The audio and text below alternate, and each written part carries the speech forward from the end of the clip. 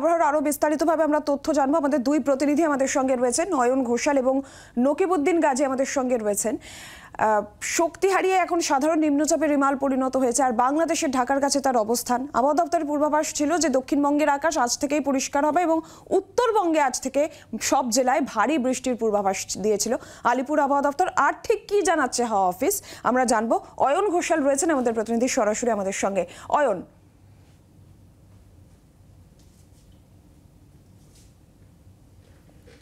প্রথমে বলে রাখা দরকার যে দক্ষিণবঙ্গের যে কোস্টাল বা উপকূল এলাকা সেখানে আবহাওয়ার উন্নতি কাল থেকেই হয়েছে।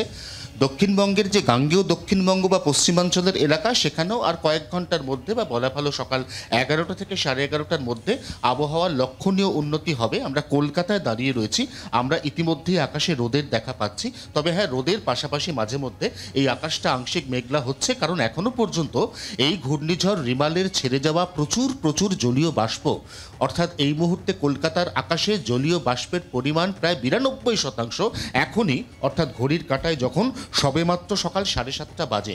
অর্থাৎ এই জলীয় বাষ্পের কারণে যে কোনো মুহূর্তে কলকাতায় বিক্ষিপ্তভাবে বজ্রবিদ্যুৎ সহ 2-1 পশলা বৃষ্টি হতে পারে। কিন্তু দক্ষিণবঙ্গের জন্য আজকে আবহাওয়া দপ্তর কোনো সতর্কতা জারি করেনি, বরং সতর্কতা জারি হয়েছে উত্তরবঙ্গের ক্ষেত্রে, যেখানে জলপাইগুড়ি, কোচবিহার এবং আলিপুরদুয়ার সেখানে ভারী থেকে অতি ভারী বৃষ্টি প্রায় 200 মিলিমিটার, এবং পার্বত্য দুই জেলা দার্জিলিং এবং কালিম্পং সেখানে মাঝারি থেকে ভারী বৃষ্টি অর্থাৎ 110 মিলিমিটার পর্যন্ত বৃষ্টির সতর্কতা জারি হয়েছে।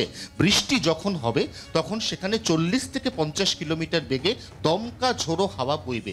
কলকাতাতে আজকে তাপমাত্রা বাড়বে, শুধু কলকাতা নয়, গোটা দক্ষিণবঙ্গের সব জেলাতে গতকাল যেভাবে হুড়হুড় করে তাপমাত্রা নেমে গিয়েছিল, যেমন কলকাতাতেই গতকাল দিনের তাপমাত্রা স্বাভাবিকের থেকে 9 ডিগ্রি নেমে গিয়েছিল, আজ কিন্তু সেই তাপমাত্রা অনেকটা উত্থান হবে এবং তাপমাত্রা 26 থেকে বেড়ে আবারও 32 বা 33-এর কোঠায় আসতে চলেছে কলকাতা সহ গোটা গাঙ্গেয় দক্ষিণবঙ্গে। সঙ্গে থাকো অয়ন। অর্থাৎ স্বাভাবিক ছন্দে ফিরছে জেলাগুলি রিমালের ধাক্কা কাটিয়ে, বিশেষ করে উপকূলবর্তী যে জেলাগুলি রয়েছে।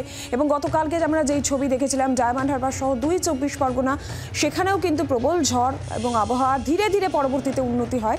ইতিমধ্যে সেখানে ফেরি সার্ভিসও চালু হয়ে গিয়েছে। আজকে ঠিক কি ছবি উঠে আসছে আমরা জানবো। নকিবউদ্দিন গাজী আমাদের সঙ্গে রয়েছেন, আমাদের অপর প্রতিনিধি। নকিবউদ্দিন, আজকের ছবিটা একটু জানতে চাইবো। দেখো নীলাঞ্জনা, তোমাকে প্রথমে বলে রাখি যে এই যে আবহাওয়ার দপ্তরের খবর অনুযায়ী যে স্বাভাবিক হবে, সেইটা কিন্তু মঙ্গলবার সপ্তাহের দ্বিতীয় দিনে কিন্তু সেভাবে দেখা যাচ্ছে স্বাভাবিকভাবে। কারণ এই যে দুদিন ধরে ফেরি সার্ভিস বন্ধ ছিল ডায়মন্ড হারবার এবং কুকুরাঘাটি এবং রায়চক কুকুরাঘাটি বঙ্গোপসাগরে, যেটা মুড়িগঙ্গা নদীর উপরে গঙ্গাসাগরে যে ফেরি সার্ভিস, সেগুলো বন্ধ ছিল। ফলে কিন্তু আজকের থেকে সেটা স্বাভাবিকভাবে চলছে। সকাল 6:40, 6টা থেকে সব লঞ্চ ফেরি সার্ভিস চালু হয়েছে। পাশাপাশি বেশ কিছু জায়গায় এখনো গাছ পড়ে আছে, সেই গাছ কাটার ব্যবস্থা করছে প্রশাসনের পক্ষ থেকে। বিদ্যুৎ বিচ্ছিন্ন হয়ে আছে বেশ কিছু গ্রাম, সেগুলো কাজ চলছে বলে এমনটাই জানা যাচ্ছে। স্বাভাবিক ছন্দে তার ফিরছে। তবে কিন্তু আস্তে আস্তে বেলা বাড়ার সাথে সাথে, যেটা অয়নদা বলছিল তাপমাত্রা বাড়বে, সেই কিন্তু আস্তে আস্তে বেলা বাড়ার সাথে সাথে কিন্তু সেই গরমের একটু প্রভাব দেখা যাচ্ছে।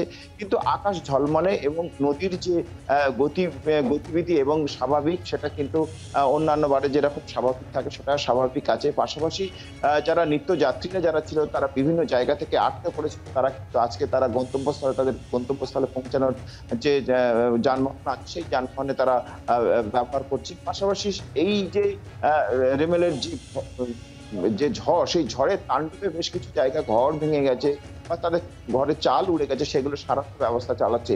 পাশাপাশি ক্ষয়ক্ষতিটা কি পরিমাণ হয়েছে এবং সেটা নিয়ে কিভাবে প্রশাসনের পক্ষ থেকে তাদেরকে সাহায্য করবে, সেটা নিয়ে একটি বৈঠকও চলছে এবং সেই ক্ষয়ক্ষতির হিসাব নিকাশ চলছে বলে এমনটা জানা যাচ্ছে। এবং বিদ্যুৎ বিচ্ছিন্ন এখন এই মুহূর্তে আছে বেশ কিছু জায়গায়, বেশ কিছু গ্রামে, যেগুলো ইলেকট্রিক পোস্ট কেটে গেছে, ইলেকট্রিক তার কেটে গেছে, সেগুলোকে সারানোর জন্য যে প্রস্তুতি সেগুলো প্রশাসনের পক্ষ থেকে নেওয়া হচ্ছে। সব মিলিয়ে মিশিয়ে কিন্তু আজকে অনেকটাই অন্যান্য দিনের থেকে, যে দুদিনের থেকে আজকে অনেকটাই স্বাভাবিক এবং স্বাভাবিক ছন্দেই বলা যায়। মানুষ তাদের যে কাজকর্ম, দৈনিক যে কাজকর্ম, সেই কাজকর্ম স্বাভাবিক ছন্দ ধীরে ধীরে ফিরছে। ধন্যবাদ অয়ন, ধন্যবাদ নকিবউদ্দিন তোমাকেও। বাংলার আওয়াজ, বাঙালির আবেগ, জি 24 ঘন্টা।